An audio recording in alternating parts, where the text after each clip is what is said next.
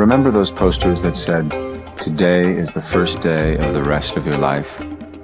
Well, that's true of every day except one. The day you die. Test സീരീസിലേക്ക് വരുമ്പോൾ test series എന്നുള്ളത് just merely test taking അല്ല, rather than that ഒരു process ആണ് എന്നുള്ള നമ്മൾ പൊതുവെ കേൾക്കാറുണ്ട്. എന്താണ് ഈ ഒരു ടെസ്റ്റ് സീരീസ് എന്നുള്ളത്? ഒരു പ്രോസസ് ആണ്, അല്ലെങ്കിൽ ഒരു സൈക്കിൾ ആണ് എന്നൊക്കെ പറയുന്ന, ഒരു സൈക്കിൾ ഓഫ് ഗ്രോത്ത് ആണ് എന്നൊക്കെ നമ്മൾ പറയുന്നതിന്റെ ആ ഒരു കാര്യം എന്താണ്? നിങ്ങൾ അമേരിക്കൻ ബ്യൂട്ടി എന്ന് പറഞ്ഞ മൂവി കണ്ടിട്ടുണ്ടാവും, ചിലർ കണ്ടിട്ടുണ്ടായിരിക്കും. ഓക്കെ, സോ അതിന്റെ സ്റ്റാർട്ടിങ് ഇങ്ങനെയാണ്, ഫസ്റ്റ് ലൈൻ ഇങ്ങനെയാണ്: so every day is an opportunity to change your life except for your last day. Okay, അപ്പം അതുപോലെയാണ്. അപ്പൊ നിങ്ങൾ ആക്ച്വലി UPSCയുടെ ആ എക്സാം ഹാളിൽ എഴുതുന്ന ആ ഒരു ദിവസത്തിന് മുന്നേ ഉള്ള എല്ലാ ദിവസവും നിങ്ങൾക്ക് വേണമെങ്കിൽ നിങ്ങളുടെ ഫൈനൽ റിസൾട്ടിനെ ചേഞ്ച് ചെയ്യാൻ പറ്റും.